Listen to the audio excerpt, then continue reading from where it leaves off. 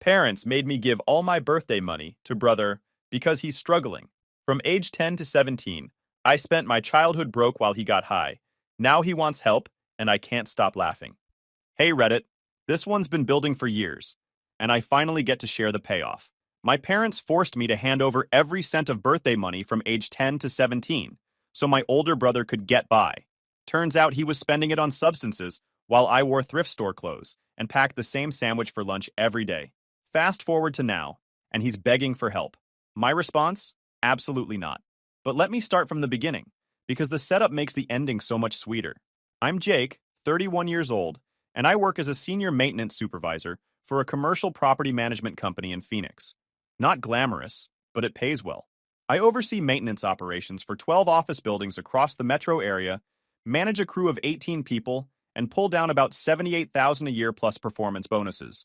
Started at the bottom as a general maintenance tech making $11 an hour, fixing toilets and changing light bulbs. Worked my way up through skill, reliability, and being the guy who actually showed up on time. Now I've got my own house, paid off truck, and zero debt. Built everything myself without handouts or family money. My older brother Derek is 34 and has spent his entire adult life perfecting the art of failure. Dropped out of community college after one semester, bounced between retail jobs that never lasted more than 6 months, and has this incredible talent for making every setback sound like it happened to him rather than because of him. Our parents, Stephen and Linda, are textbook enablers. Dad worked middle management at a logistics company for 30 years before retiring. Mom was a teacher's aide until her early retirement 5 years ago. They're not wealthy, but they're comfortable. Own their house outright, have decent retirement savings, take an annual vacation. The problem? They've spent the last 3 decades convinced that Derek just needs one more chance, one more loan, one more safety net before he finally gets his life together. Spoiler alert, it never happened. The forced birthday money thing started when I turned 10. Derek was 13 and had apparently gotten himself into some kind of trouble at school that required paying for damaged property. Found out later he'd punched a hole through the gymnasium wall after losing a basketball game. $240 in drywall repairs, stud replacement, and repainting. It was 2 days after my birthday party. Nothing fancy, just cake with family and a few friends from school. My grandparents had given me $100 in a card with cartoon balloons on it. My aunt sent $50 with a note saying to spend it on something fun. Uncle Greg gave me $30. Various other relatives contributed smaller amounts. I'd collected about $230 total, which felt like a fortune to 10-year-old me. I'd carefully organized it in my desk drawer, counting it 3 times to make sure, making plans. I had very specific plans for that money. There was this bicycle at the sporting goods store on Mill Avenue, red with black trim, and these cool racing handlebars that curved down like the bikes in the Tour de France. I'd been staring at it through the window for months, stopping every time Mom dragged me to the grocery store next door. It cost $189, and with my birthday money plus the $43 I'd saved from doing yard work for neighbors and washing cars on weekends, I finally had enough. I'd even gone in the store and talked to the employee, made sure they'd hold it for me for 2 days so I could bring my money in that Saturday. He'd written my name on a hold tag and everything. I was planning my first big independent purchase, imagining riding that bike to school instead of taking the bus, feeling like I'd accomplished something real. Mom sat me down at the kitchen table Thursday evening, while Dad stood nearby looking uncomfortable, hands in his pockets, not quite meeting my eyes. "Sweetheart, we need to talk about your birthday money," she said in that overly gentle voice people use when they're about to ask for something they know you won't like. The voice that makes everything sound reasonable, even when it's not. "Okay," I replied, already sensing something was wrong. Dad's body language alone told me this wasn't going to be good news. "Your brother made a mistake at school and needs to pay for some damage he caused. We don't have extra money right now because of the house repairs from the water heater flooding the basement last month, so we need to borrow your birthday money to help him." Borrow was the key word, implies temporary, suggests eventual return. I caught that even at 10 years old, though I didn't yet understand how meaningless that word would turn out to be. "When will I get it back?" I asked, thinking about my hold tag at the bike shop, thinking about Saturday. Mom and Dad exchanged a look, one of those married couple telepathy moments where entire conversations happen without words. "Soon," Dad said, clearing his throat. "Once we get our tax refund next month, we'll pay you back.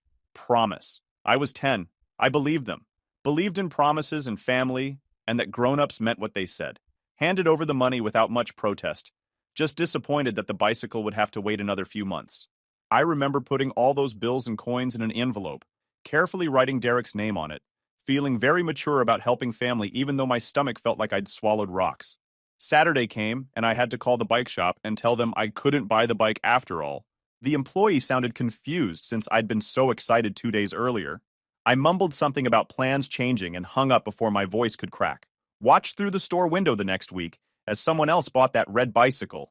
A kid probably my age, father standing there proud, both of them walking out with the bike between them. That image stuck with me for years. April came and went. No money returned. When I asked about it in early May, approaching them carefully after dinner, Mom got defensive. We had unexpected expenses come up. You'll get it back eventually. Stop being selfish about money. That word, selfish, got used a lot in our house. Anytime I wanted something for myself or questioned why Derek got more, I was being selfish. Wanting basic fairness was selfish. Expecting promises to be kept was selfish. Asking questions about obvious double standards was selfish. The bicycle thing hurt, but I figured it was a one-time emergency situation. Families help each other during emergencies, right? That's what I'd been taught. I was wrong. So incredibly wrong. My 11th birthday came around.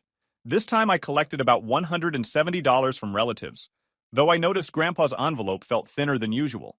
Later found out Mom had called him and suggested a more modest gift this year, since I was saving for something long-term anyway. Translation: don't give him too much, or it'll be harder to redirect to Derek. I'd barely finished thanking my grandmother, still sitting at the kitchen table with wrapping paper scattered around, when Mom pulled me aside with that same apologetic expression. Derek needs money for his school trip to Sacramento. It's educational and really important for his future. The 8th grade class is touring the state capitol and the Space Museum. We need your birthday money to help cover it. But you never paid me back from last year, I protested, feeling that familiar knot forming in my stomach. That's different. That was an emergency. This is an investment in your brother's education. He needs experiences like this to develop properly. What about my education? What about the things I want? I could hear my voice getting higher, younger, knowing I was losing this argument before it started. Mom's face hardened, lips pressing into that thin line that meant the discussion was over. Your brother is older and his needs are more immediate. When you're his age, we'll help you too. Right now, we need you to be a team player. Team player. Another phrase that got repeated constantly, always when they wanted me to give something up for Derek. Being a team player meant accepting less, meant sacrificing, meant understanding that Derek's wants somehow translated into needs, while my needs were just wants. I reluctantly handed over the money, watching my brother head off to Sacramento for 5 days while I stayed home doing the same routine, knowing my birthday money paid for his hotel and meals and whatever souvenirs he brought back. He came home with a miniature Golden Gate Bridge replica that sat on his shelf for years, collecting dust. Cost $18 according to the price tag he never removed. That was my birthday. Money turned into meaningless plastic. 12 came and went the same way. That time, Derek needed new clothes for his first year of high school, because first impressions matter, according to Mom. I wore hand-me-downs from a neighbor's kid who'd outgrown them. 13 was particularly painful.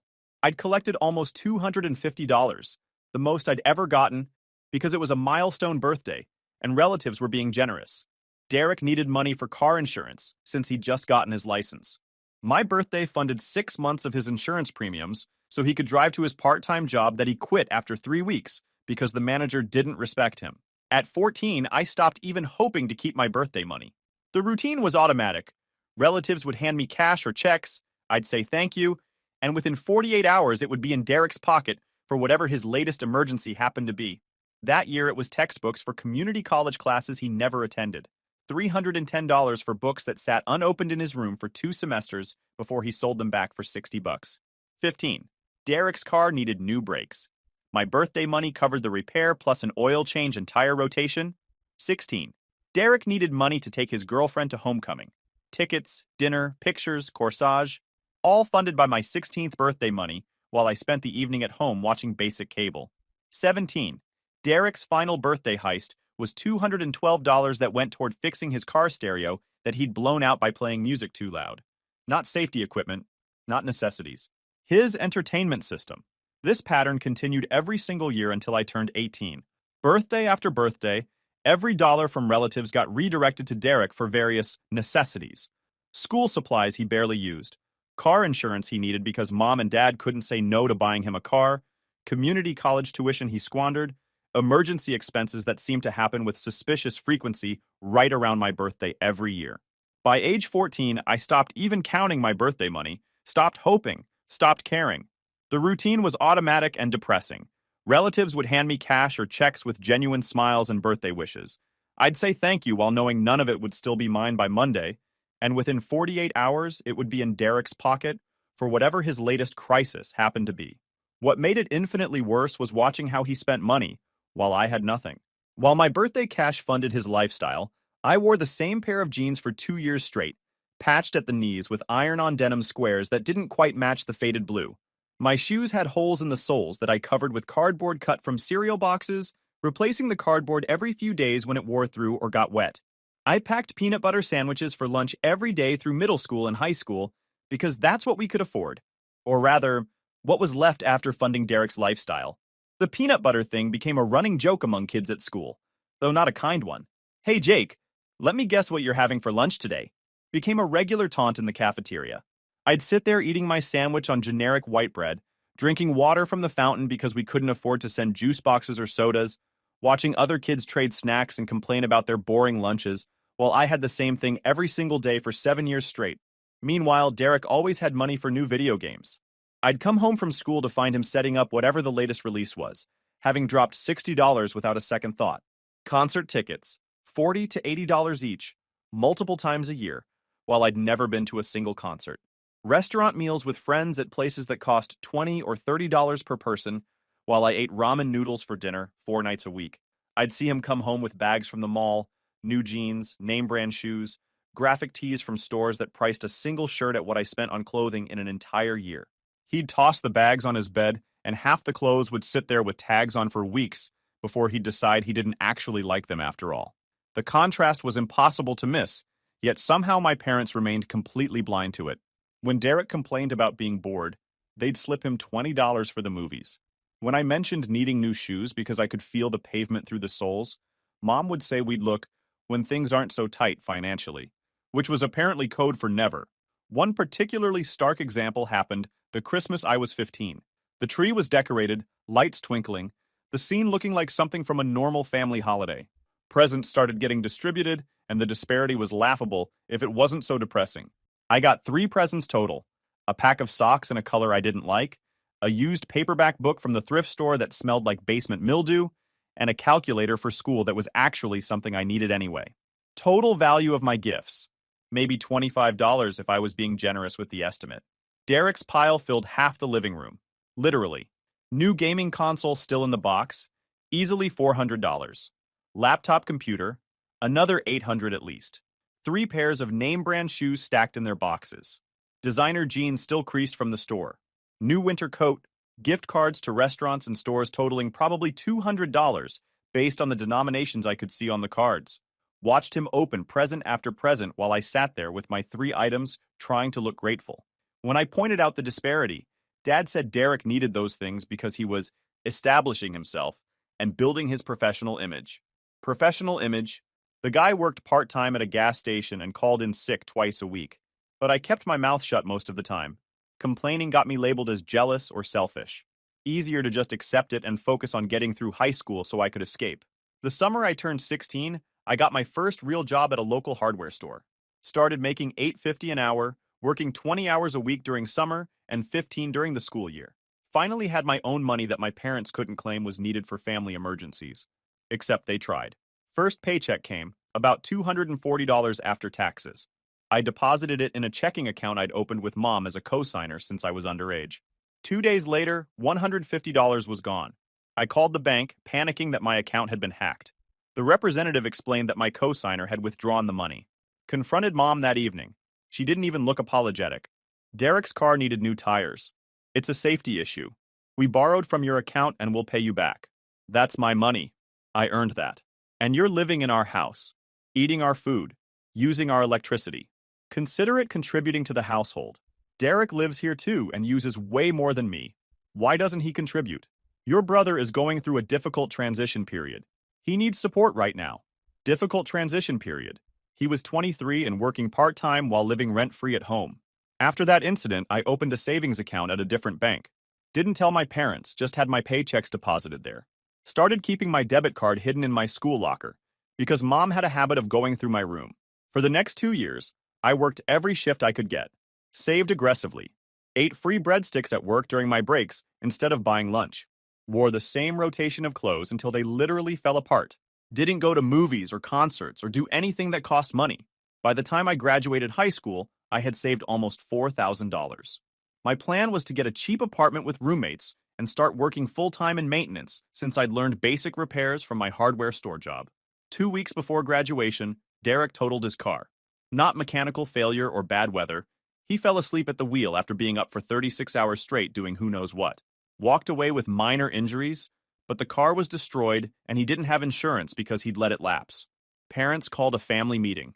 I knew what was coming before anyone spoke. "We need to help your brother get another vehicle," Dad started. "He needs a car to get to work." "He can take the bus," I suggested. "That's what I do. The bus doesn't run to where he works. Then he can find a job on the bus line. Or carpool, or bike. Lots of options that don't involve buying him a car." Mom jumped in. "We've looked into it and we can get a decent used car for about $5,000. We have $2,000 saved and we need you to contribute the rest from your savings." My stomach dropped. "No." "Excuse me?" "No, that's my money. I earned it. I've been saving for 2 years to move out." "You're not moving out," Mom said firmly. "You're 18 with no college education and barely making above minimum wage. You'll stay here, save more money, and help your family when needed. I'm legally an adult. You can't stop me from moving out." Dad's face hardened. "If you walk out that door without helping your brother, don't expect to come back. We've supported you for 18 years. Time to give back." They'd supported me? I'd been funding Derek's life with my birthday money since age 10, wore donated clothes through high school, and worked 25 hours a week while maintaining a B average in classes. But sure, they supported me. "Fine," I said. "I'll pack tonight." Went to my room, threw essentials into a duffel bag and backpack. Went to the bank first thing the next morning and withdrew my savings in cash. Wasn't taking chances they'd try to access it somehow. Crashed on my coworker's couch for 2 months while working full-time and looking for apartments. Found a studio that was basically a glorified closet for $600 a month. Took it immediately. My parents didn't reach out for 3 weeks after I left. Then Mom called. "Your brother's birthday is coming up. What are you getting him?" The audacity was stunning. "Nothing. That's petty. He's your brother." "The brother you chose over me every single year? The one you took my birthday money for since I was 10? That brother?" We did what was necessary for the family. Derek needed more support. Derek needed accountability. What he got was enablement. And I'm done participating. Hung up. Blocked their numbers for a while just to get some peace. Life got significantly better after moving out. The studio was small, but it was mine. Nobody going through my stuff. Nobody taking my money. Nobody telling me I was selfish for wanting basic things. Worked my way up at the hardware store to assistant manager, then used that experience to land the maintenance tech job at the property management company. Better pay, benefits, room for advancement. Saved aggressively. Paid cash for a used truck. Eventually bought a small house after years of renting. Nothing fancy, 3-bedroom ranch in a decent neighborhood, but fully mine. The irony wasn't lost on me. While Derek lived rent-free with endless financial support, he had nothing to show for it. While I started with actual nothing and built a life through work and discipline, I ended up stable. My parents and I maintained minimal contact over the years. Obligatory texts on holidays, awkward phone calls every few months where they'd update me on Derek's latest scheme that was definitely going to turn his life around this time. He tried real estate investment with money borrowed from Dad, lost it all within 6 months. Attempted to start a pressure washing business with equipment purchased on Mom's credit card. Worked for 2 weeks before deciding it was too much physical labor. Got certified as a personal trainer. Never actually trained anyone, just posted inspirational quotes on social media for 3 months. Each failure was explained away with external factors. The real estate market timing was bad. Customers were unreasonable. The gym didn't market him properly. Never his fault. Never his choices. Meanwhile, I renovated my house room by room, built a workshop in my garage, learned to do most repairs myself, took night classes and got certifications in HVAC and electrical work, slowly accumulated tools and skills. My 30th birthday passed quietly. Took a long weekend, drove up to Sedona, hiked, read books, enjoyed the silence. Didn't post about it on social media. Didn't invite anyone. Just enjoyed reaching 3 decades on my own terms. Got a text from Mom that week. Saw Derek. He was asking if you'd sent anything for his birthday last month. Did you? Didn't bother responding. Then last year, everything came to a head. Got a call from an unknown number. Answered because it might have been work-related. Could have been the HVAC supplier or one of the building managers with an emergency. Jake? Derek's voice, sounding rough and tired. Not the confident tone he usually had, not the casual dismissiveness I was used to hearing. This was different. Desperate. What do you want? I need help, man. I'm in a bad place. That's unfortunate. Kept my voice flat, emotionless. Wasn't going to give him the satisfaction of curiosity or concern. No, like really bad. I got evicted, lost my job, living in my car right now. Mom and Dad won't help anymore because I owe them like 15 grand and they're tapped out. Completely broke. I've been sleeping in the parking lot behind the grocery store for 3 weeks. Part of me wanted to feel sympathy. We were raised in the same house, shared DNA, had history. Brothers are supposed to help each other, right? That's what every movie and TV show teaches you. But then I remembered 10-year-old me handing over birthday money for a bicycle I never got while watching through the store window as someone else bought it. Remembered 15-year-old me watching him buy new clothes with what should have been my money while I wore garage sale rejects with holes. Remembered 18-year-old me choosing to sleep on a coworker's couch over funding another one of his emergencies. Sounds like you're experiencing consequences. Don't be like that. I'm your brother. We're family. Brothers share. Brothers support each other. Brothers don't take birthday money from a 10-year-old for 7 consecutive years while spending it on video games and concert tickets. You spent 20 years taking from me and giving nothing back. We're not brothers. We're just people who happen to share parents and a mailing address for 18 years. Come on, man. I'll pay you back this time. I swear on everything. Just need enough for first month's rent and deposit somewhere. Maybe 3 grand. 3,000 and I can get back on my feet, get a job, start over fresh. I actually laughed. Couldn't help it. The sound came out harsh and bitter. 3 grand? Derek, I'm going to tell you something important. Write this down if you need to. What? The answer is no. Not just no, but absolutely not. Never. Not now. Not ever. Not in this lifetime. If you called me dying in a hospital needing money for treatment, the answer would still be no. If you were on fire and needed money for water to put yourself out, the answer would be no. That's cold, man. That's really cold. You want to hear what's cold? I have a spreadsheet. Been keeping it since I was 18 years old.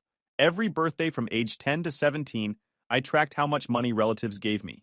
Tracked it in an Excel file with dates and amounts. Adjusted for inflation to today's dollars because I wanted to be accurate. Total comes to about $4,100 that I never saw because it went straight to you. $4,100 of my childhood birthday money that you spent while I went without. Silence on his end. Could hear him breathing, maybe processing, probably just thinking of his next manipulation angle. And you know what you spent it on? I know because I started paying attention around age 14, started keeping track. Video games, at least 15 that I counted. Concerts, probably a dozen different shows. Restaurant meals with friends, while I packed peanut butter sandwiches for 7 years straight. Clothes you wore once, and then tossed in the closet. Gas money to drive around with friends doing nothing productive. My childhood birthday money funded your teenage entertainment budget, while I packed the same lunch every day and wore holes in my shoes. I was going through stuff back then. Everyone goes through stuff. Difference is, most people don't have a built-in ATM in the form of their younger brother's birthday money. You had every advantage imaginable. No rent, no bills, parents who made excuses for every failure and handed you money whenever you asked. I had nothing except my own determination to not end up like you. I had nothing except the understanding that if I wanted something, I'd have to earn it myself because nobody was coming to save me. So that's it? You're just going to let me stay homeless? Your own brother sleeping in a car? You're not homeless because of bad luck or circumstances beyond your control. You're not homeless because the economy failed or some tragic accident happened. You're homeless because for 34 years, you've made consistently terrible decisions and never faced real consequences. Every time you messed up, mom and dad threw money at it. Every time you needed a bailout, there it was. That ends now. With me, that ends right now. Mom and dad are going to hear about this. They're going to know what kind of person you really are. Good. Please tell them. While you're at it, ask them how many times they chose you over me. Ask them if they remember taking birthday money from a 10-year-old to fund their 34-year-old son's lifestyle. Ask them if they remember which son paid his own way through life and which one has been a financial drain for 3 decades. Ask them that. Hung up. Block the number. The expected guilt trip from parents came 2 days later. Mom called from Dad's phone since I'd blocked hers. Your brother told us what you said. How could you be so heartless? Pretty easily, actually. 30 years of practice. He's family. He needs help. He's needed help his entire life because you never taught him to help himself. That's not my problem to solve.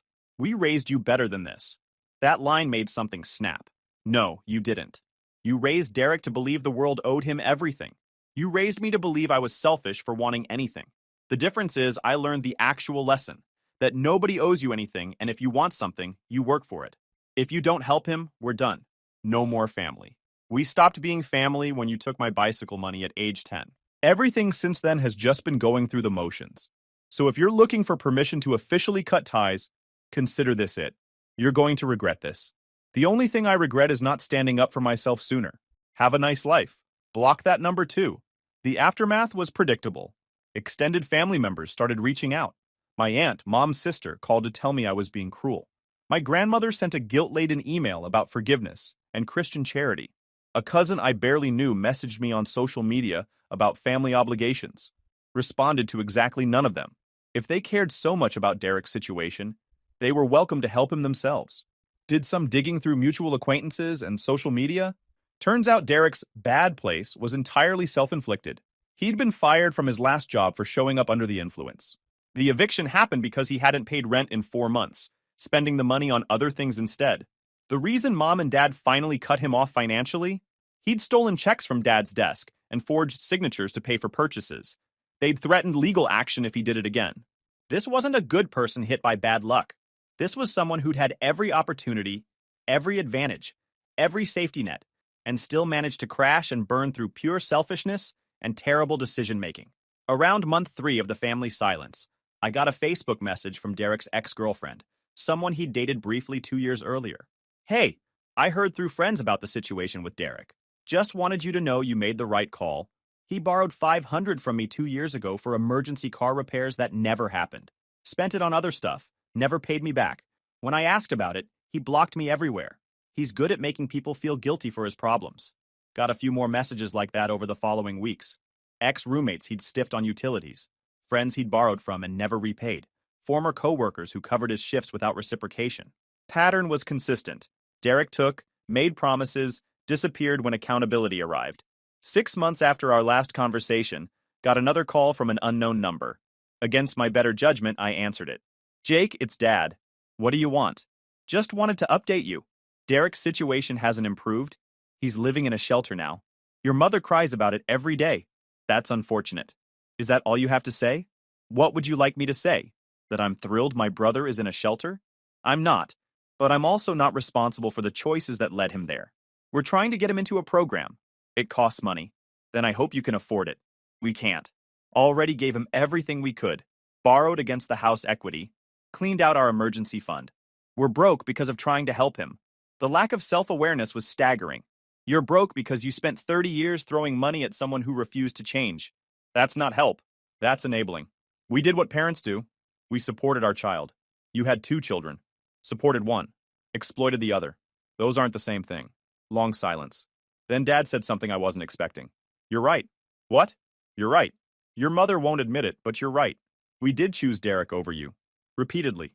I told myself it was because he needed it more. But the truth is it was easier to give in to him than to deal with his tantrums. And you never complained much, so we thought you were fine. I wasn't fine. I was surviving. I know that now, and I'm sorry. Not asking for forgiveness or trying to guilt you into helping. Just wanted you to know I see it now. Another long pause. Did Mom tell you to call and say this? No. She's still convinced Derek just needs one more chance. I finally realized there's no such thing as one more chance with him. There's just the next crisis and the one after that. So what are you going to do? Stop? Just stop. Derek's an adult. Either he figures it out or he doesn't. But we're done bankrupting ourselves trying to save someone who doesn't want to be saved. And Mom? She'll come around. Or she won't. Either way, I'm done. Good luck with that. Jake, I know I have no right to ask, but would you be willing to meet for coffee sometime? Just to talk. Not about money or Derek, just to talk. Thought about it. Part of me wanted to say no, to maintain the complete separation. But another part was curious if Dad could actually change, if there was any possibility of a relationship not based on obligation and resentment. Maybe. Let me think about it. That's fair. Thanks for taking the call. Hung up feeling confused. Wasn't sure if Dad was genuine or just trying a different manipulation angle. Talked it through with my girlfriend Sarah, someone I'd been seeing for about 8 months. She worked as a budget analyst for the city and had her own stories about family financial drama. What do you want to do? She asked. I don't know. Part of me wants to believe people can change, but 30 years of evidence suggests otherwise. You don't have to decide right now. Give it time. If he's serious, he'll prove it through actions, not words. She was right. If Dad genuinely wanted to change the family dynamic, that would show through behavior over time, not a single phone call. Couple months later, Dad texted asking if I wanted to meet for breakfast. No mentions of Derek or money, just breakfast. Agreed, picked a diner halfway between us. He showed up on time, looking older than I remembered. We made awkward small talk for a while before he cut to the actual point. Your mother and I are in counseling. Started about 6 weeks ago. Therapist is helping us understand how we enabled Derek and failed you. How's Mom handling that? Not well. Lots of defensiveness, but she's showing up, which is something. And Derek? Still in the shelter. Still in the... Reached out to social services.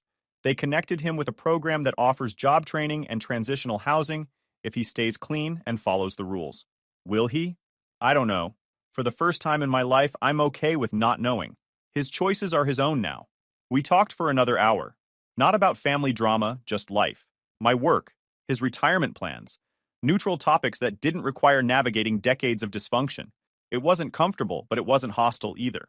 As we were leaving, Dad said, I know I can't fix the past, but I want you to know I see it clearly now. You deserved better than we gave you, and I'm sorry. Apologies are good. Changed behavior is better. I know, working on it. We've met a few more times since then, slowly rebuilding something that might eventually resemble a normal father-son relationship. Mom hasn't reached out yet, apparently still processing that her golden child is floundering while her overlooked child is thriving. Derek's still at the shelter last I heard. Tried reaching out to Dad again for money. Got turned down. Tried reaching out to me through a friend's phone. Blocked that number too. The extended family drama has mostly died down. Most people either understood my position or decided I wasn't worth the effort of continuing to guilt trip. Last week marked my 31st birthday. Had dinner with Sarah and a few close friends. Got some thoughtful gifts, enjoyed good food, laughed about nothing important. Normal birthday stuff. YouTube just dropped this new hype feature. If you're hooked on this story, smash that hype button. It tells YouTube this video deserves to blow up, and it keeps even crazier stories coming your way.